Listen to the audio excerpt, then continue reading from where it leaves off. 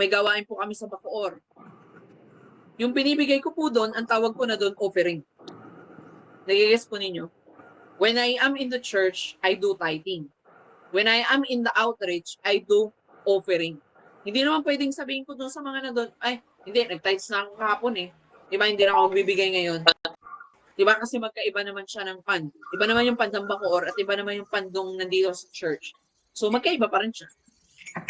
Nagigets po natin. At yung lahat naman po ng kinita, At yung lahat naman po ng kinita, lahat naman po ng kinita nung nasa Bacoor outreach na yun, yung 10% po nun ay inilalagay namin doon sa main, which is mission tithes. So, ibig sabihin, yung ating outreach na yun, ay nag-o-obey pa rin siya kay Lord. Imagine nyo outreach na yun nag-o-obey pa kay Lord. Hindi na yung tao, hindi na yung ikaw. Wala naman negosyo yung outreach. Nagigets po natin? Diba, natuto po kayo mga kapatid? Nawa po ay natuto po kayo doon sa share ko sa inyo ngayon. So offering what we give from the heart. Ito po yung bukal sa loob natin na ibinibigay. I was remember na meron tayong isang kapatid na meron siyang goal, na every year magbibigay siya ng ganitong amount doon sa church na ito or doon sa ilang church na ito. So, ang tawag po doon ay offering. Nag-o-offer ka beyond sa kung ano po yung nais ng puso mo. Halimbawa, ako po ay may negosyo. Nais ko po na magbigay po ako ng offering sa Panginoon. So, ang gagawin ko po ay magbibigay ako bukal sa loob ko.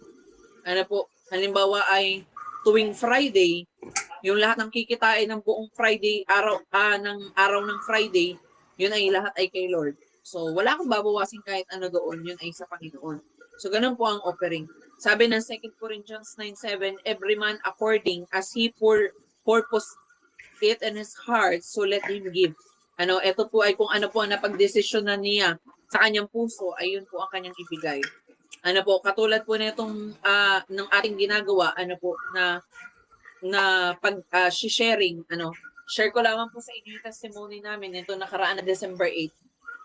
Nitong December 8, Hallelujah Jesus, noong December 8 ay nagkaroon kami, nag-serve tayo doon sa RRM. At many of us, nag-offer tayo. Yung iba sa amin, nag-offer ng kanin, nag-offer ng ulam, nag-offer ng pandesal, nag-offer ng kape. Saan?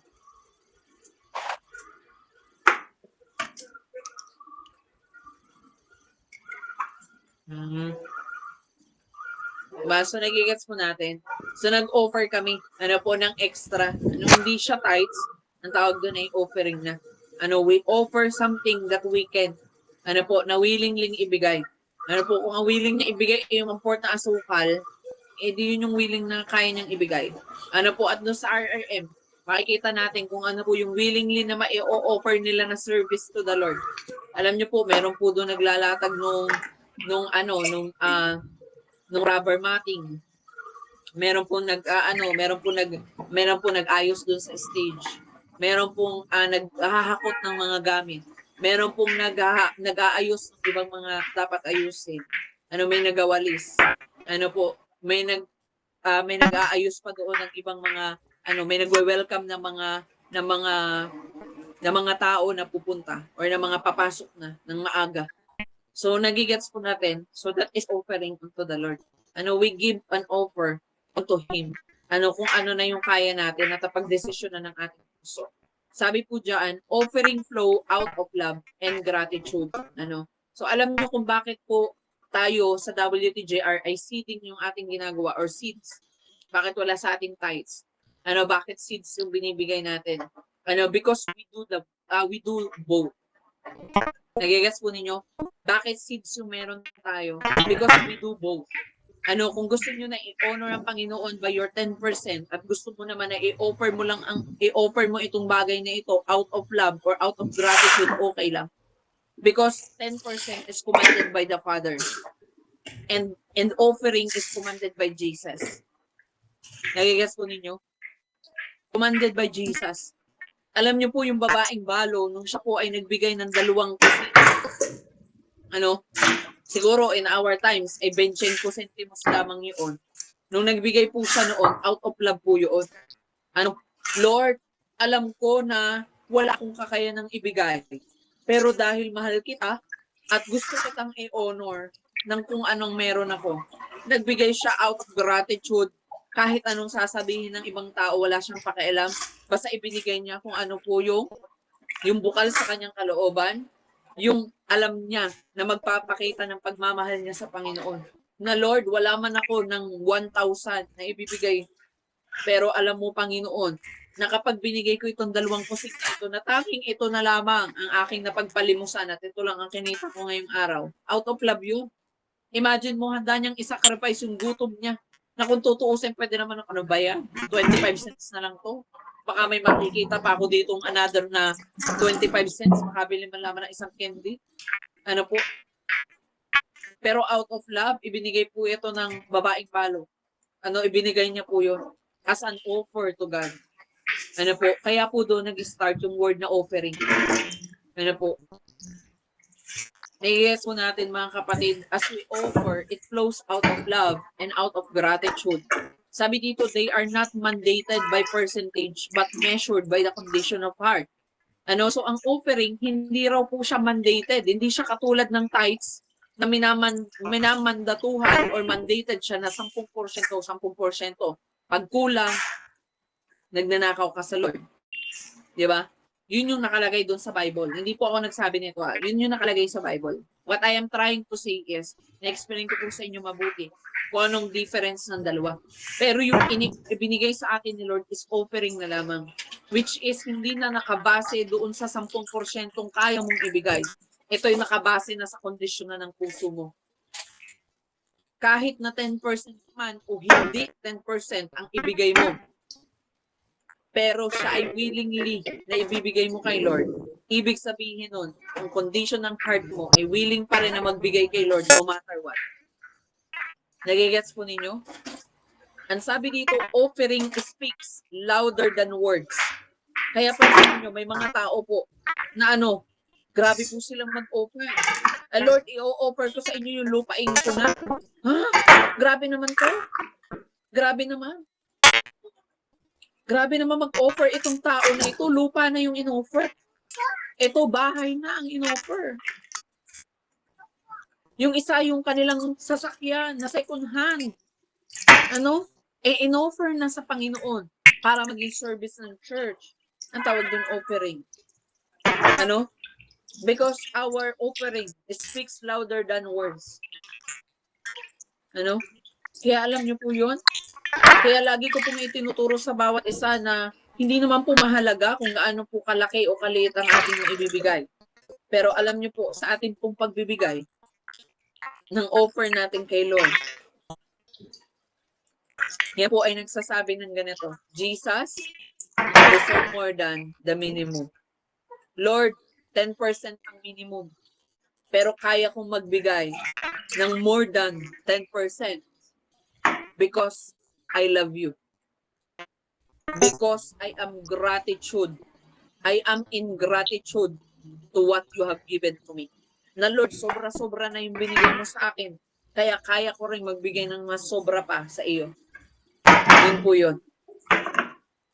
Ito po ay isang declaration na sinasabi natin kay Lord na, Lord, deserve mo yung mas grabe pa dyan. Kaya alam niyo po mga kapatid, yung mga simpleng pag-give natin ng offer sa church, like for example, may mga tao na kinuman sila ng Panginoon, na katulad sa WJR, may mga tao na kinuman daw sila ng Lord, nagbigay ng electric fan, may nagbigay ng kilita ng tubig, may nagbigay ng kawali, may nagbigay po ng sangkalan, may nagbigay po ng plato, kutsara, base. Alam niyo po ba na yan po ay isang malaking declaration sa Panginoon na deserve niya ng mas grabe pa. Na Lord, sobra na kasi yung plato namin sa bahay. So deserve mo naman na magkaroon yan, Lord. Diba? And I always remember yung isang testimony na hindi ko po makakalimutan until today. Na na-share ko kanina habang kami gumagawa sa church. Na yung amin pong elder before, ang bahay po nila ay alam niyo po yun, nakakaawa po sila. Kasi yung biyanan niya, o yung mother-in-law niya, ang laki po ng bahay. Tapos alam niyo, nandun lang sila sa sulok na ang bahay nila ay parang kulungan lang ng aso. To be honest, parang kulungan lang ng aso. Sabi nila, every time na sila po ay nag-aas ng help doon sa kanilang mother-in-law at doon sa ibang mga kapatid ng kanyang mga kapatid niya, ay parang ang sinasabi po sa kanila ay, ba't kasi nag-asawa ka ng ganyan? Ba't kasi nag-asawa ka ng ng low label? Parang ganun. Ang sinasabi sa kanya. So sila, ang ginagawa nila, nagpe-pray lamang sila kay Lord. And Lord, ito lamang yung less offering that I can offer unto you. Sabi po niya, this is the less that we can offer unto you. Yung service, yung panalangin. Alam niyo po, grabe po yun. So sila po ay nakapag-decide na magpagawa ng bahay. Nagpagawa po sila ng bahay. Magpapagawa na ng bahay. Meron na daw po silang hawak ng 100,000 para mapasimula na yung pundasyon ng bahay at flooring. Alam nyo, sabi daw ng Lord sa kanila, nagpe-pray daw po sila. Ay yung kwarto po nila, pag dumungaw ka ng bintana, nandun po yung church. Sabi raw po ni Lord, anak, tumingin ka sa labas ng bintana. Sabi daw sa asawa ay,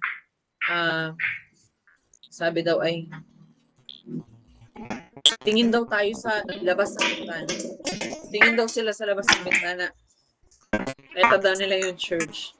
Nag-speak daw ang Lord sa kanila. Sabi daw ng Panginoon, anak, nagpaplano ka na mapagawa yung bahay mo, pero tingnan mo naman yung bahay ko. Tapos, pabalik daw sila doon sa pag-pray nila at bigla daw silang napaisip ng mag-asawa. Sabi daw nila, oo nga no, yung bahay ni Jesus o yung bahay ng Panginoon, nakaganyan na daw. Kasi po, pag-iba na. Tapos, magpapagawa tayo ng bahay, katabi natin yung church, or katabi natin yung para kay Lord, yung bahay sambahan ng Panginoon, pag-iba na. And then the Lord commanded that person na, anak, ibigay mo yung ganitong amount. Actually, kalahati po yun. Yun po ay testimony niya. Kalahati po noon, nung pampagawa nila ng bahay, ay ibinigay niya, tinawagan niya raw po agad si Pastora, pagkatapos na sabihin sa kanya ni Lord na ibigay mo yan ibigay mo yan sa church. Tinawagan niya raw po si Pastora, sabi daw Pastora, bumili ka ng equipments or ng mga kailangan mong materials, kung magkano yung aabutin niyan. Kung gaano yung mabibili niyan. And then, you know what, people of God? After a week, nag-message yung kanyang anak. Sabi ng kanyang anak na sa Germany, ma, meron akong plano dito ng bahay, magpapagawa tayo ng bahay. Alam nyo, may savings pa sila 50K. Kasi yung anak na nila yung magpapagawa ng bahay. And alam nyo, today, ang ganda na po ng church, dahil tumugon po sila doon sa sinabi ng Panginoon na anak, ang ganda-ganda naman ng bahay mo, pero yung bahay ko, ang pangit-pangit. Diba? Alam mo ba, anak, kapag pinaganda mong una yung bahay ko, kaya ko rin pagandahin yung bahay mo. Alam nyo, inilagay po nila sa Panginoon yung kalahati ng pampagawa dapat nila ng bahay. Kaya po naging maganda yung church. At alam nyo po ngayon, ang worth po ng bahay nila ay 2.4 million. 2.4 million fully paid. Yung bakod po nila, 100,000. Yung kanila pong sofa, nakakahirap pong pagtungtungan ng paa, 100K. Para po silang buhay prinsesa at buhay prinsipe doon. Pero simple lang po ang lagi nilang sinasabi. Kasi kapag kinuman ka ni Lord to give what He wanted to give, ibigay mo nang wala kang pag-aalinlangan. By gratitude and by love. And you will see how God overflow your life. And doon ko po nakita, grabe po yun. At today, meron pa po silang grocery. Imagine mo yun, yung isang anak niyang nurse ay nasa Netherlands. Yung isang anak niya na nurse din ay nasa Germany. Sila po ay may grocery. Ang kanilang bahay worth 2.4 million. Bakod pala ng kanilang bahay, 200,000. Diba? Pero isa sa mga bagay na natutunan ko sa kanila every time na nakakausap ko sila, nung time daw po na walang-wala silang pera para ma-share doon sa church. Alam niyo po, binababad nila sa panalangin yung church na, Lord, i-bless mo ako, ang aking mga anak at ang buong pamilya ko so that mapagpala ko rin yung bahay-sambahan. Kaya po, alam niyo yun, grabe din po ang pagpapala ng Panginoon dun sa bahay-sambahan nila. Imagine niyo po, maglagay pa lamang yan. Anniversary, magulat ka dun. Sila na po ang naglalagay, number 1. Pangalan niya. Nakalagay, akin na po ang manok. Ito po ay isang sakong bigas, isang puto, ganito, ganyan, saging, and so on. Kung ano po yung offering nila sa Panginoon. As in, walang pilitan yun. Walang pilitan yun. Diba kasi naranasan din po namin yun. Na even yung nanay ko dati, na 20 pesos na lang, kapatid. 20 pesos na lamang, ayaw pa niyang ibigay yun sa tithes box. Alam niyo kung bakit sabayan, pagbiling tuyo daw yun, at saka ng tops na sabon, panglaba. Sabi ko, Mama, mas kaya pa yung i-multiply ni Lord. Sabi niya, hindi. Kailangan ganito.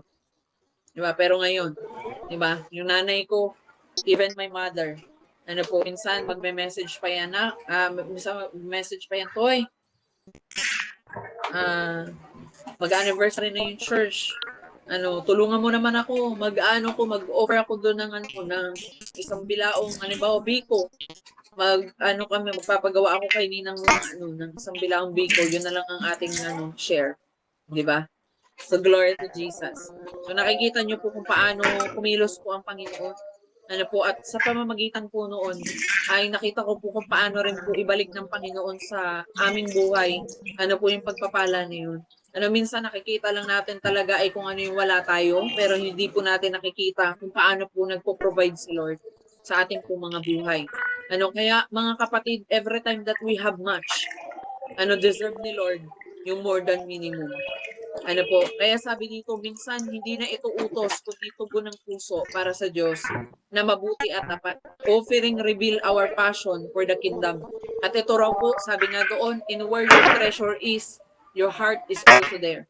So every time that we offer unto God more than, kaya natin, ito raw po ay nagre-reveal na gusto natin na tulungan si Lord na mapalaganap yung gospel. Gusto natin na tulungan si Lord na mag-increase yung kanyang kingdom.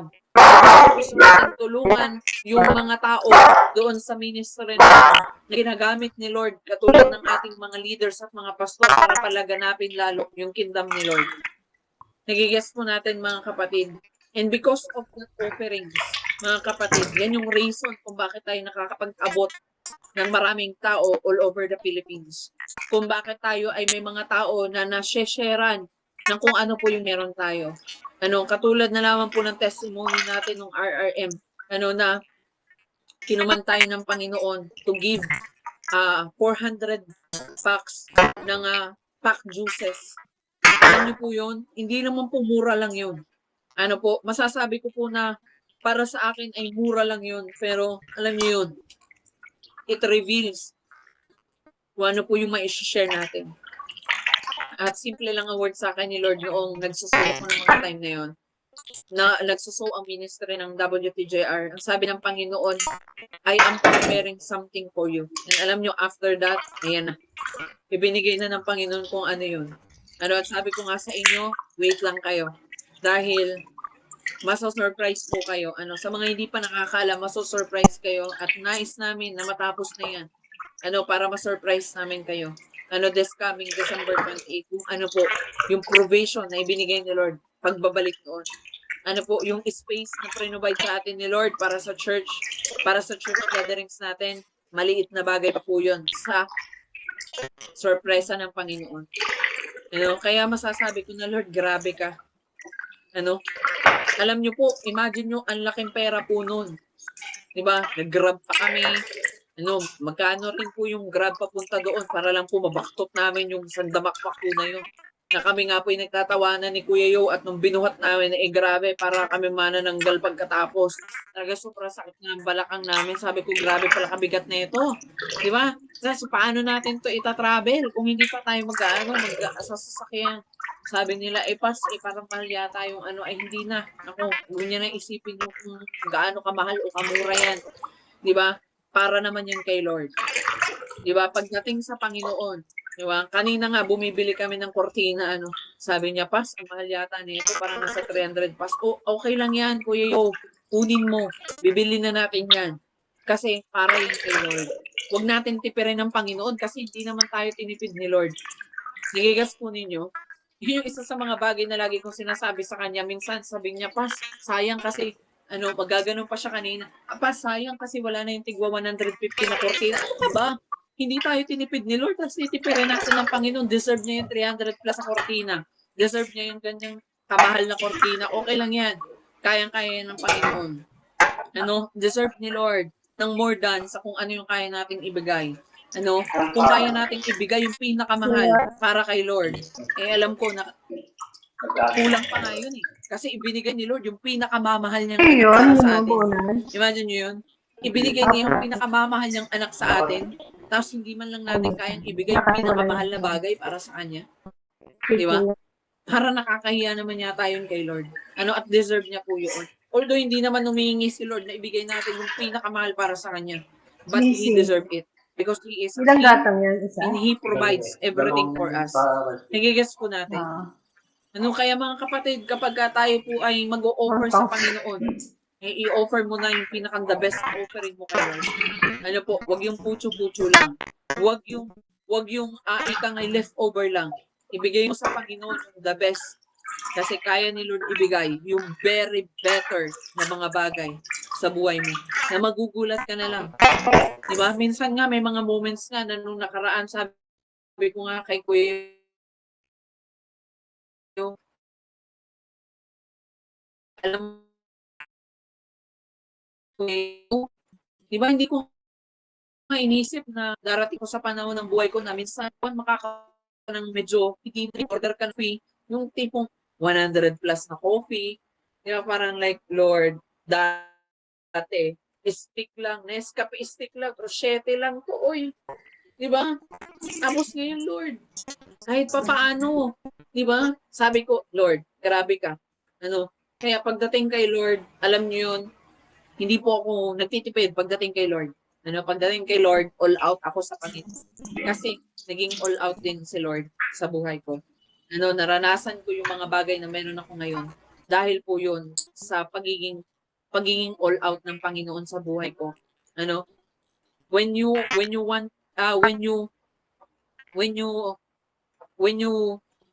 have more, deserve ni Lord ng more sa ating mga buhay. Dahil hindi man po yan para kay Lord eh. Hindi man po yan para sa church eh. Yan po ay para sa kanyang kingdom. Na palagi nyo pong tatandaan na when you give unto God, huwag po tayo mag-iisip pa ng ibang bagay or huwag tayo mag-iisip pa ng mga side thoughts pa. Pag binigay mo na yan, i-go mo na yan. Kaya nga lagi kong sinasabi dati, huwag ka na lang magbigay kung nagdadalawang isip ka pa. Kasi hindi ka rin mapapagpala ni Lord doon. Kasi nakikita pa rin ng Panginoon ang puso mo na, ano ba naman itong anak ko? Diba? Sa akin na nga magbibigay, double-minded pa. Baka yun ang sabihin sa atin ni Lord.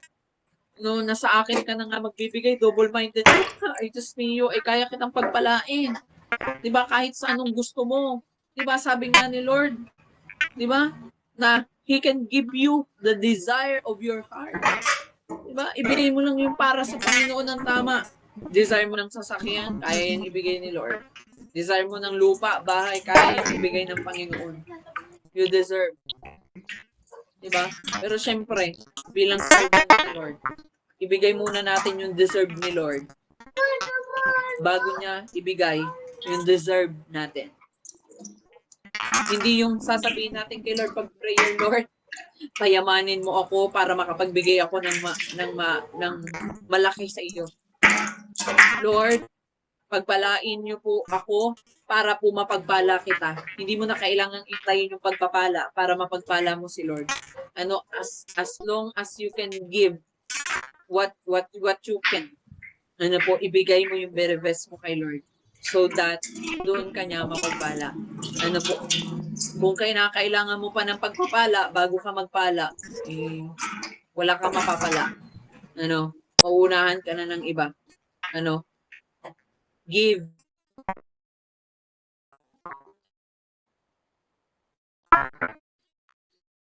Hallelujah, Jesus. Ever po kayo. Number 3. The time tests our faithfulness, but the offering reveals our love unto God. Alam nyo, kapag nagtatides po tayo, ang nasusubukan po dito ay kung faithful ka kay Lord o hindi. Okay? Paano pagka hindi tayo faithful sa ating pagtatides? Hindi tayo faithful sa Panginoon. Kasi yun yung nire-reveal niya. At ang offering naman daw po, it reveal our love unto God. Kapag kaya mong bigyan ng sobra, di ba sabi ko nga sa inyo ng mga nakaraan, kapag mahal mo, gastusan mo. Kapag hindi mo mahal, hindi mo gagastusan. Tama, mali. Di ba? So kapag mahal mo, yung ng isang taong mahal mo na pinagpalit ka pa, ginastusan mo ng sobra-sobra eh. Di ba? Yun nga isang taong iniwan ka. Iniwan ka rin sa huli. Nagastusan mo nga ng mahal eh. Ba't pag dating kay Lord, ay hirap na hirap tayong gumastos para sa Panginoon. Or hirap na hirap tayong ibigay yung the best offering natin kay Lord. But hirap na hirap tayong ibigay yung the best natin para ipakita yung faithfulness at ipakita yung pagmamahal natin sa ating Panginoon. Hallelujah, Jesus. So nawa po ay natuto po kayo mga kapatid. Thank you, Jesus. At nawa po ay maging bukas ito sa inyong isipan sa bawat isa sa atin. That God truly look into our hearts. Not into what we can do. Yun po yung lagi ninyong tandaan. Hindi po siya nakabase sa kung gaano yung kaya natin. Nakabase po siya dun sa estado ng puso natin. Nagbibigay ka nga ng malaki, pero iba naman yung nilalaman ng puso mo. Wala rin kwenta yun. Nagbigay ka man ng maliit, pero pinakita naman ng puso mo yung pagiging tapat at pagiging faithful at yung pagmamahal na nais ni Lord. The best na yun. Lord, diba? Nagigets po ninyo mga kapatid. Diba sa isang bahay, hindi naman po mahalaga kung sino may pinakamalaking ambag eh. Diba? Sa isang tahanan or sa isang bahay, ay hindi na baling maliliit yung may nagbibigay ng maliit. Diba? Dahil yun yung kaya nila eh. Diba? Yun yung kakayanan nilang ibigay eh. Yung maliit na bagay na yun yung kakayanan nilang maibigay. Pero anong pinakamahalaga doon? Diba? Na kahit sa maliit na bagay, ipapakita pa rin nila na mahal nila yung pamilya at mahal nila tayo. Minsan kasi ganun tayo mga kapatid eh. Kapag umiiral yung pagiging greed natin or yung pagiging selfish natin. Ano ba yan? Ako na lang lagi nagbibigay ng malaki. Ano ba yan? Ako na lang yung ganito, ako na lang yung ganyan. Ako na lang lagi, ako na lang lagi, ako na lang lagi. Yun yung ating nakikita. Pero alam niyo po, pagdating kay Lord, hindi naman mahalaga sa Panginoon kung gaano kalaki yung naibigay mo. Ang laki nga na naibigay mo, nabaoy mo naman. Diba? Wala rin. Diba? So, mas pipiliin pa rin ng Panginoon yung nagbigay ng kukonti, pero bukal naman sa kanyang puso. Nagigets po natin. Pansinin nyo, bakit kaya hindi in-honor ng Panginoon yung offering ni Cain, ni Cain? Bakit in-honor ng Panginoon yung offering ni Abel? Hindi naman po dahil payat yung dala-dala ni Cain. Ng mga offering. Pero kasi nakita kasi ng Panginoon ang puso ni Cain eh. Di ba meron po siyang pag-iimbot or meron siyang pagkainggit doon sa kanyang kapatid? Di ba? That's why mga kapatid, iwasan natin yun. Kung hindi mo kaya magbigay ng tagi-1,000 at kaya mo lang magbigay ng tagi-100, so be it. Di ba basta willing yung heart mo? Hindi magbibigay ka ng alamat, tinitingnan mo yung idadrop ng iba. Buti pa. Sana all, 1,000 yung binigay. Sana all, ganito yung drenap. Mga ganun. Di ba? You see, people of God, so doon natin makikita kung paano po tayo itinetest ni Lord kapag tayo po ay nagbibigay po ng tithes. So ibig sabihin, every Sunday, tayo po ay sinusubukan ng Panginoon kung faithful pa rin po ba tayo na magbibigay sa Kanya. Ano po, at sa ibang mga gawain, yun na po, doon na pumapasok yung ating offering o yung pagpapakita natin ng pagmamahal kay Lord. Minsan, mag-ano na lang tayo, katulad ngayon, Thanksgiving. Meron tayong food sharing na tinatawag or food share. May food share tayo, yung iba sa atin, magre-reklamo pa, ano ba yan, mahal naman, 500, ganito, ganyan. Pero wag ka. Sa mismong araw niya, may Sharon pa yan. Diba? Siya pa yung una nagreklamo. Di anong na-reveal? Selfish ang person. Diba? Diba? Reklamo. Siya naman yung madaming bit-bit pag uwi. Diba? Aray ko talaga. Totoo yan. Diba? Mapapa-aray ko. Diba? So, ano kaya ang na-reveal ng mga panahon na yon? Yung sinasabi diba? Pagbigay, ayaw. Paglibre, dami kuha. Aray ko. Diba? So, the tithes test our faithfulness. Kaya every Sunday, sinusubukan po ni Lord yung ating pong faithfulness sa Kanya. Kung paano po tayo mag-give. At sa ibang mga bagay, katulad po nito, meron tayong tinatawag na Thanksgiving. Alam naman natin na para din naman sa atin yan pupunta. Babalik din naman sa inyo, hindi naman sa akin. Diba po, yan naman ay ilalagay natin para sa pagkain at para sa ibang mga palaro, raffle, and so on and so forth. Bakit yung raffle ba ay puro pangalan ko ang nakalagay na, yes, nanalo ako, Carla Bisin ulit. Akin na yung tabo, akin na rin yung timba. Diba, doon ka magalit. Teka, parang pangalan mo na lang yata yung nakalagay dyan. Diba? Mga ganun. So offering reveals our love. Kaya nga lagi ko sinasabi sa inyo, pag mahal nyo si Lord, dapat handa kayong gumastos. Kaya kapag mahal natin ang Panginoon, handa nating gastusan ang Panginoon. If you love God, handa kang gastusan. Yung taong iniiwan ka rin sa huli, gastusan. Diba? Kasi sabi mo nung una, mahal na mahal ko kasi. Talaga ba? Mahal na mahal ko kasi. Kaya ginastusan ko na ng bongga. Ayun, iniwan ka, diba? Gold digger pala. Diba? Kung nakadepende pala doon sa binibigay mo lamang ngayon, wala ka na maibigay, iniwanan ka na, tinadyakan ka pa. Sabi dito, Luke chapter 16 verse 10, the tithe trains discipline and stewardship. Kapag tayo raw po ay nagbibigay ng tamang tithe sa Panginoon, tinuturuan daw natin ang ating sarili na maging disiplinado pagdating sa ating pong pera or pagdating po sa ating mga kinikita. At tinuturuan natin ang ating sarili sa pagiging good steward. Meaning, mabuting katiwala ni Lord. Imagine nyo po yun. Lahat pala ng bagay na ito pinagkatiwala lang ni Lord. Paano kung hindi natin na ibabalik faithfully kung ano po yung ipinagkatiwala ni Lord? Yari tayo. Paano pa niya tayo pagkakatiwalaan ng much? Tapos ikaw linggo-linggo ang prayer mo. Simula Monday to Sunday ang prayer mo, Lord, nawa pagpalain niyo po ako ng mas malaki-laki, Lord. Malaki, Lord. Hindi nga tayo nagiging good steward sa Lord. Paano ka nga pagkakatiwalaan ng malaki? Doon pa nga lang sa maliit. Lord, hindi mo na ako magtatiles ngayon kasi maliit lang yung kinita mo Diba? Wala yun dun Maliit man yung kinita mo o malaki yung kinita mo, kayo rin yun. You need to give what is for the Lord. You need to be disciplined. Na dapat nga sa maliit na bagay ibalik mo para kay Lord. Kasi yun ay discipline at good stewardship para sa Panginoon. At ang offering, sabi dito, the offering expresses worship and sacrifices. Ang offering daw po ay nagpapakita ng pagsamba at pagsasacrifice natin. Imagine nyo, na katulad yan, nagre-raise tayo ng fund for our temporary hub. Ang tawag po doon ay sacrifice. Nagsasacrifice tayo. Gusto natin magkaroon ng hub Diba? Kaya magsasacrifice tayo. Kailangan natin gastusan. Kailangan natin magkaroon ng expense. Nagigas po natin. Imagine nyo po, minsan tayo ay libre na. Diba? Libre na tayo pupunta doon. Minsan may mga aircon pa yung ating mga lugar. Diba? Glory to God.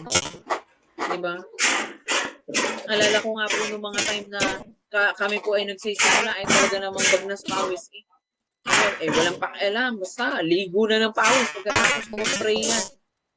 Pero alam niyo, may mga tao po na ginamit ang Lord to express their worship, at the same time ay that will sacrifice for the Lord. Ano po? Bakit po tayo ay merong mga equipments ngayon? May mga nag-sacrifice po niyan. Hindi naman po kasi hiningi nila yun sa Bangko Sentral ng Pilipinas yung kanilang ipinigay. Ano po, yun po ay sacrificial offering nila. Di ba? Na kung tutuusin, marami na silang mabibili doon. Diba? Halimbawa na lang natin yung gitara. Magkano po yung gitara? Alam niyo po ba kung magkano yung gitara natin? 12,000. Hindi po yung mumurahin. 12K. Ano po? Imagine nyo, yung taong ginamit ng Panginoon para mag-provide para doon sa gitara na yun. Nag-sacrifice po yan. Diba, hindi naman madaling hugutin yung 12K. Diba? Isang libo, pero kitain eh. Diba? Imagine nyo. Yeah, 12K pa kaya. Diba? Yung ating speaker. Yung speaker set natin. Magkano yun? Diba?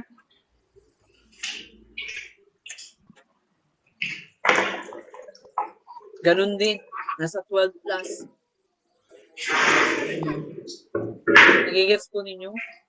Diba? Kaya nga ako personally kapag lalo sa mga worship team, kapag ginagamit nila yung mga gamit ng church, lagi kong pinapaalala sa kanila, mahalin nyo yan. Kahit ng microphone lang yan. Ingatan yung huwag malalaglag yan.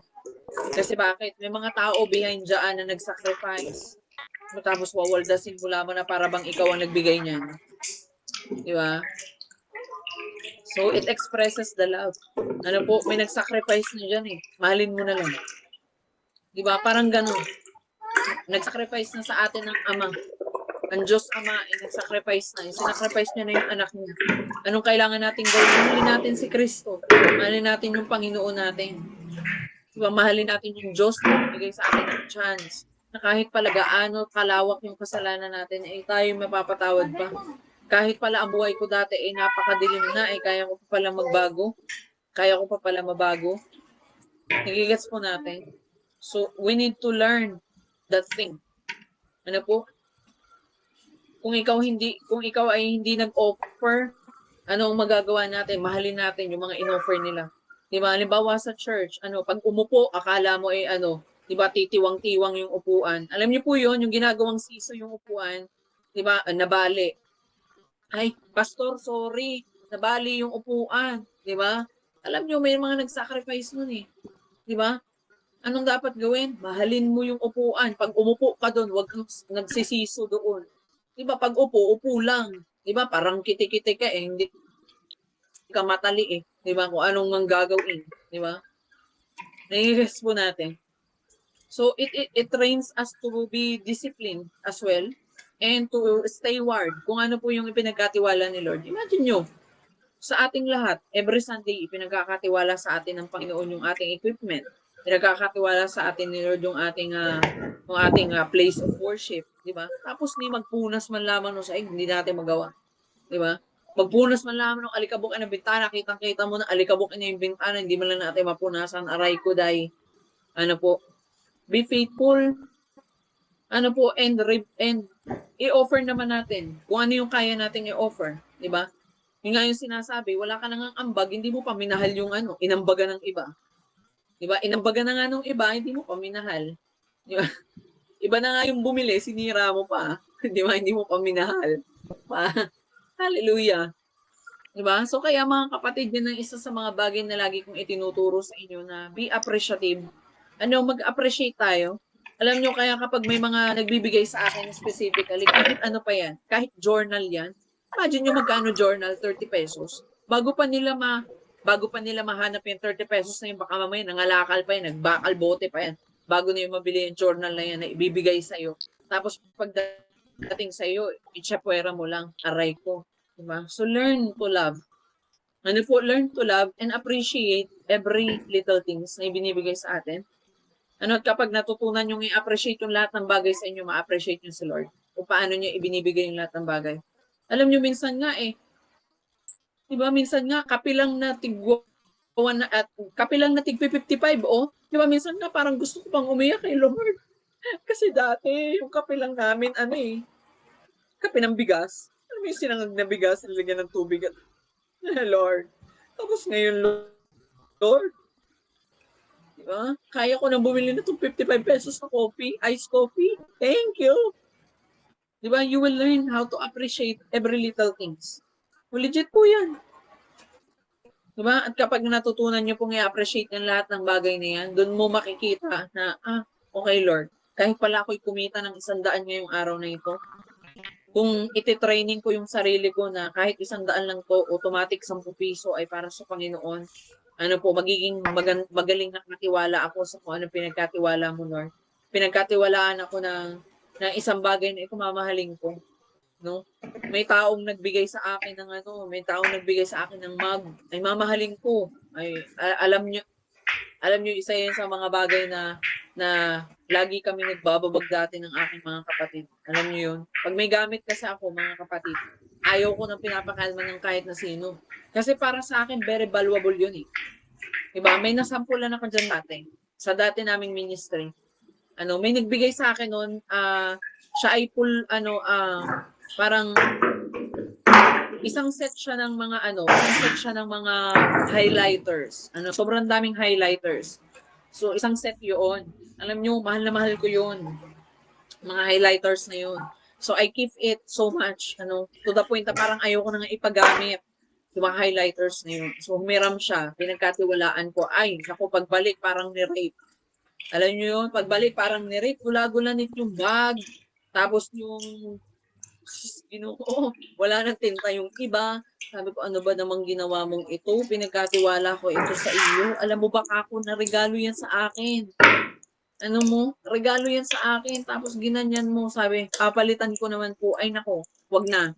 Kahit palitan mo yan, hindi mo na papapalitan yung value niyan. Kasi valuable sa akin yan. Valuable sa akin yung bagay niyan. Sabi ko gano'n. Talagang ipinakita ko sa kanya kung gaano ko mag-appreciate ng isang bagay.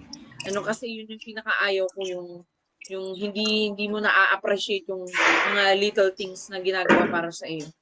Kaya kahit na yan ay niregaluhan ka man lang ng isang coupon bond or isang bond paper na may sulat na nakalagay ay, Prophet Nehemiah, I miss you so much. Appreciate mo. Diba? Nung high school ka nga, yung mga sulat ni crush mo doon na naka heart shape pa, di ba? Kinikip mo pa nga siya sa isang lagayan ng sapatos wag kayo, di ba? Yung mga nagbibigay sa inyo ng Valentine, simula grade 7 or first year high school hanggang fourth year high school, nakatabi pa lahat. Kahit alikabukin na, pagka sinabi ng nanay, itapunta mo ba nga itong mga gamit na ito? Di ba? Aawain mo pa yung nanay mo. Ano ka ba mga gamit ko yan eh? Di ba? Sasabihin ng nanay, puro mga papel dito. Ang dami, ipis dito sa atin. Di ba? Pero ikaw, sprayan na lang ma. Di ba? Sprayan na lang ma, okay pa yan. Ganon. So, ganon. Natutunan ko po yan, yung pagiging appreciative, doon sa mga maliit na bagay. Sabi ko, Lord, dati, hindi kasi ako marunong mag-appreciate dati. Kumbaga, ang ina-appreciate ko lang po dati, mga like, binagbigay sa akin ng damit, appreciate ko yan. Pero alam niyo, yung pagdating sa finances, hindi ako nakakapag-appreciate. Alam niyo, pag may kinita ako dati, alam niyo na, kung nasan ako, it's either kainan yan, o-order ako ng mga bagay na hindi ko naman kailangan. Okay pa yung sapatos.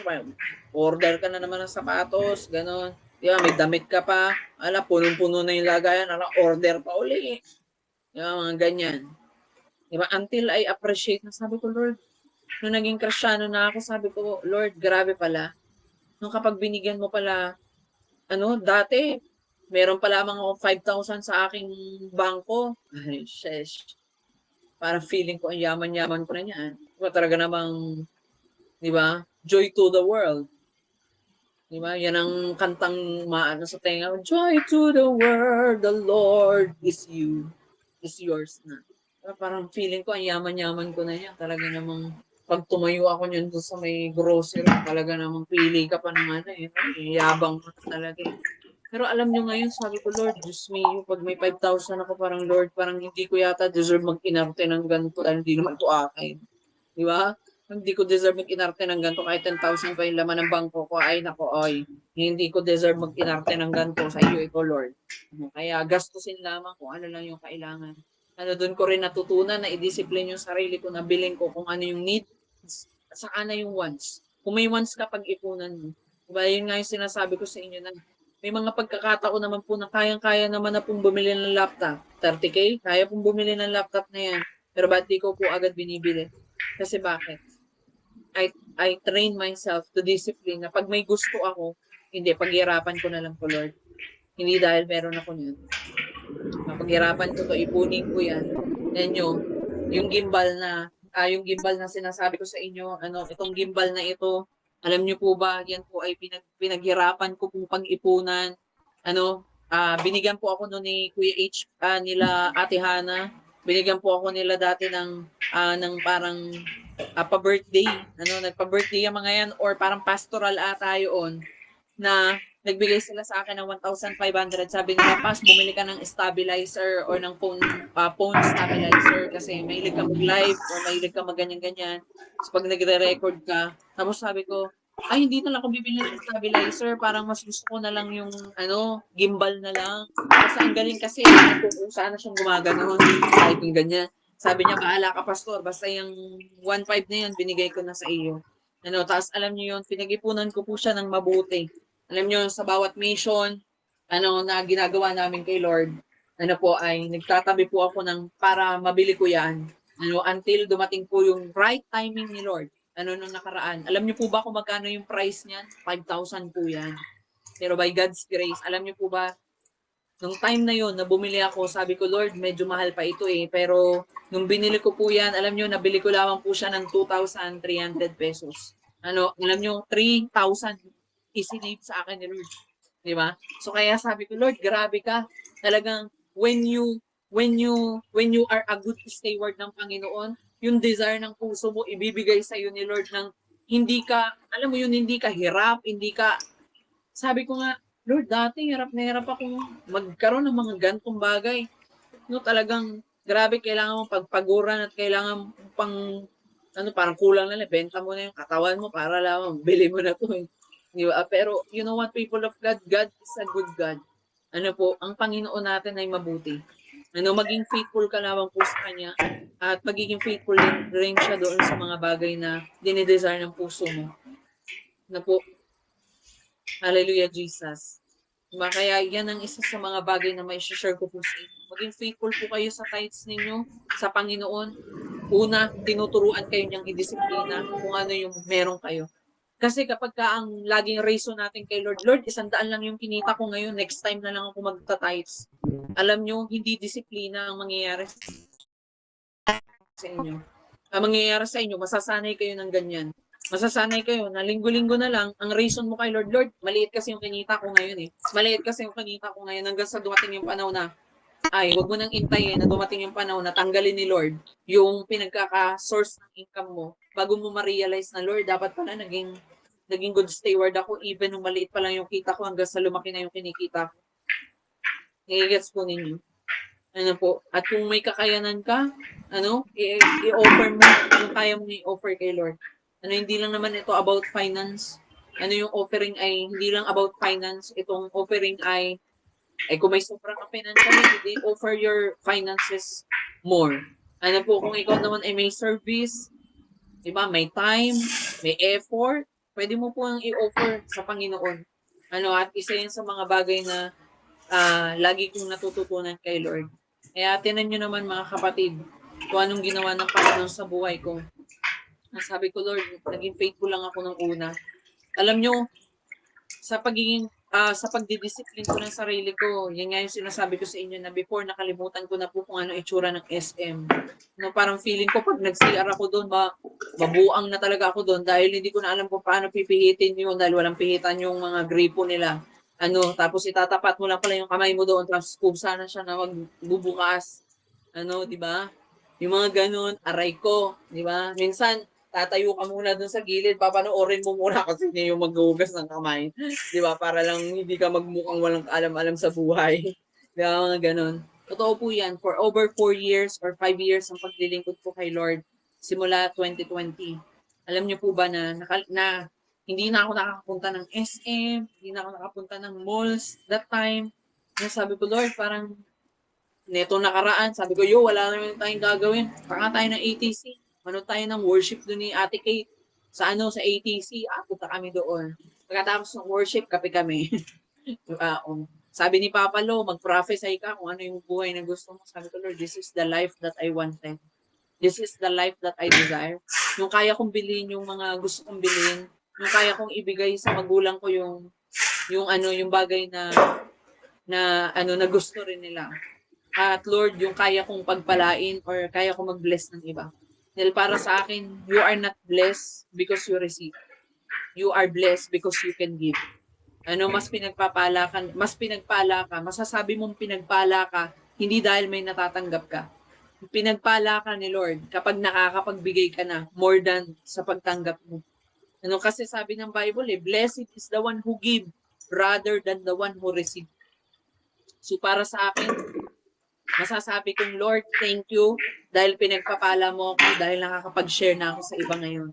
Unlike before, na masasabi ko, ang thinkings ko dati, pag tumatanggap ako, Lord! Di ba? Sabi nga po dun sa RRM, ni Pastor, yung tawag dito, Pastor Kim, sabi niya, sino dito yung nakarating lamang dito dahil libre? Sabi niya, proud na proud yung iba, taasan ng kamay. Alam mo, sabi ni Pastor Kim, kung gusto mong pagpalain ka, bayaran mo yung pinalibre sa'yo. Kasi walang blessing sa libre. Sabi niya, bayaran mo. Sacrifice. Diba? Sabi ko, oo nga, no? Diba, dati kasi nagbuburaot lang ako ng ganyan. Kung saan ako may pampalibre, libre tayo sa... Diba? Tapos, ang caption mo dun sa notes mo, thank you, Lord. Libre. Alright. Pero hindi po pala pagpapala yun. Mas pagpapala po pala kung tayo na po yung may kakayanan na mag-share sa iba. Kaya, ayun, thank you, Lord, sa mga bagay na ginagawa ni Lord sa atin. So, sabi dito, tithings, returns, what is God's? Ang pagta-tithes ay binabalik natin kung ano yung para sa Kanya.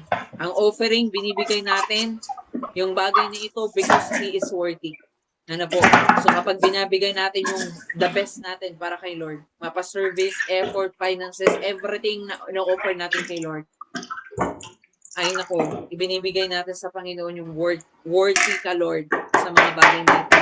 Alala ko po yung isang reels na napanood ko, na sabi ko, ay grabe naman yung church na ito ka, grabe. Nag-celebrate po sila ng Thanksgiving celebration nila. Alam nyo, nagpulat po ako, Thanksgiving celebration nila. Akala mo po, budigan na ng bigas yung kanilang church. Yung unahan. Ang daming, sako-sakong mga bigas. Sabi ko, grabe Lord. Grabe yung mga tao dito. Grabe silang magbigay ng honor at grabe silang magbalik ng para sa Panginoon. Imagine nyo po yun. Tapos nakita ko, ang dami ng mga saba. Akala mo, tindahan na ng saging at bigas yung kanilang may mga itlog, tray-tray. Ganong katataas yung mga nakalagay dun sa una na offering nila sa Panginoon. Sabi ko, Lord, grabing heart ng mga tao na to. Kaya sabi ko, no wonder bakit ginawa mong bless itong church na ito. Dahil ganun sila magbalik sa iyo. Pinapakita nila buong puso kung gaano ka-worthy para sa kanila. Grabe po yun. Sobrang na-amaze po ako at na-inspired ako dun sa church na yun. Sabi ko, Lord, grabe yung church na ito. Alam nyo, hindi ko lang po nakita doon na mga member ang nagbibigay. Alam nyo, even mga pastor, may mga may mga, tawag dyan? Yung may mga lanyards sa kanilang mga liig, mga special guests. Pero, magugulat ka, special guest, may isang sakong bigas ilalagay doon. Diba? Sabi ko, ay, grabe naman. Diba?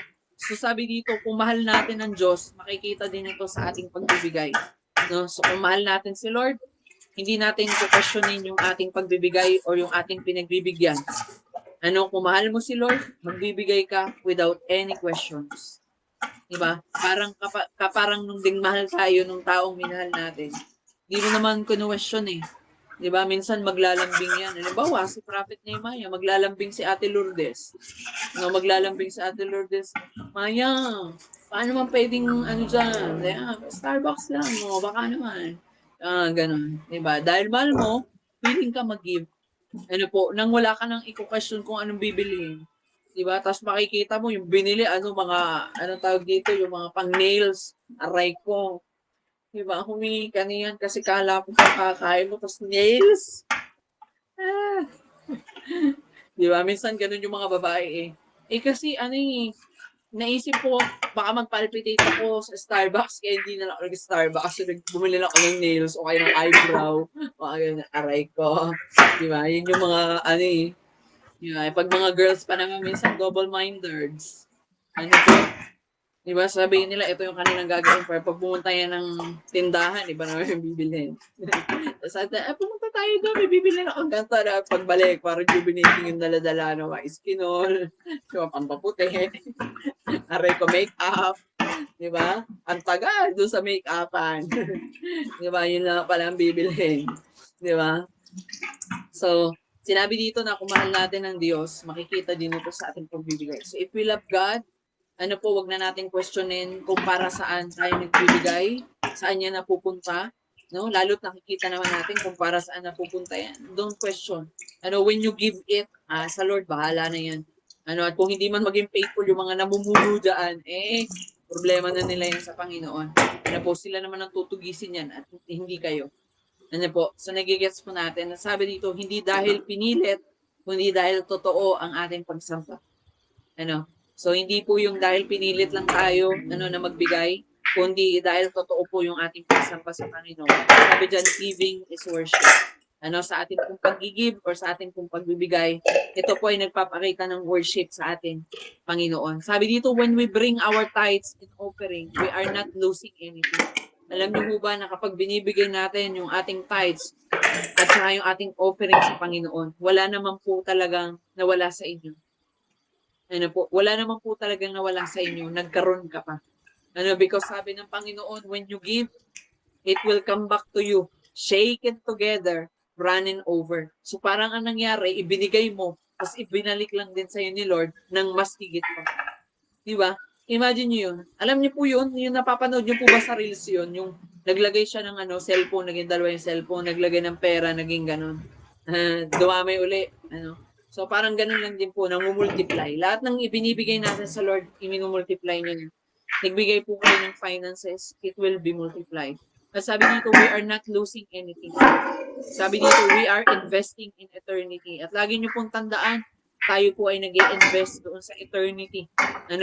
Sabi ng Panginoon ay mas mabuting mag-impact tayo ng yaman doon sa langit na hindi kinakain ng tanga at ng kalawang.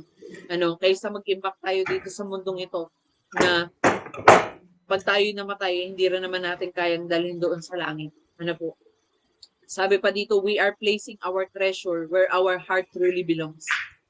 So yan po yung binabanggit ko sa inyo kanina na in where your treasure is, your heart is also there. So ibig sabihin kung ating pong kayamanan ay ipiniplace natin sa Panginoon. Ibig sabihin po na ito na ang puso natin ay nasa sa Kanya. Kaya nga minsan mga kapatid, may mga pagkakataon nga na nag-a-ask pa ako kay Lord. Lord, parang gusto kong bumili na rin ng gantong diba? Sabihin ko pa yan, Lord, parang gusto kong bumili na ito. Diba? Pagka hindi sumagot ang Lord, di shut up ka, Carl. So, shut up ka, Carl. Hindi mo yung may-ari. Diba? Hindi mo pera yan. Ang galaw ng galaw dyan. Parang ganun. So, sabi dito, apostolic givers know, we do not give to be blessed. We give because we are already blessed. Lagi niyo po tandaan yung quotation na yan. We do not give because you are blessed. We don't give para ma-bless tayo. Nagbibigay tayo kasi pinagpala tayo. Okay? So, exit the mindset na ganyan. Na kapag tayo nagbibigay, pagpapalain tayo, magbibigay ako sa church para mapagpala ako. Magbibigay ako sa mga tao para mapagpala ako. Hindi.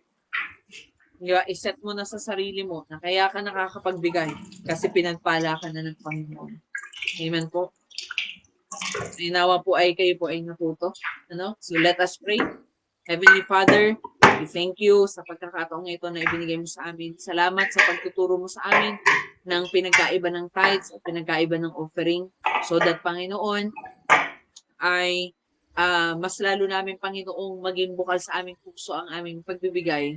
Ganon din, Panginoon, sa aming pong pag-o-offer ng aming pong kakayanan ay ikaw po ang maitaas at hindi ang aming mga ngalan. Salamat, Lord, sa pagpo-provide mo sa amin so that we can also provide for your church, for your ministry, and to share with our families in faith and to our family biologically, Lord, kung ano yung meron kami. Salamat, Lord, sa lahat ng mga ginawa mo para sa amin. Tunay na napakabuti mo sa aming mga buhay. Huwag mo pong hayaan ang bawat kapatid kong ito ay mag-suffer pa sa kanilang mga finances, mag-suffer pa sa kanilang mga needs, O Lord. Dalangin ko po na patuloy mo silang gawing abundant at pagpalain mo ang kanilang mga buhay. Kung dati, Panginoon, nakatingin sila sa quantity ng mga tao para sila ay mapagpala, Panginoon. Lord, ngayon tingnan nila yung quality ng kanilang pananampalataya at puso para makita nila, Panginoon, kung ano yung kaya mong gawin sa kanilang mga buhay. At Lord, salamat, Lord, dahil tunay na ikaw po ang nagpala sa amin yung gabing ito. At dalangin ko po, Lord, na maitatak sa aming puso at isipan na lahat ng aming natutunan ito sa pangalan ni Jesus. In Jesus' name, amen and amen. So, ayun, praise the Lord. So glory to God. Napakabuti po ni Lord sa ating mga buhay.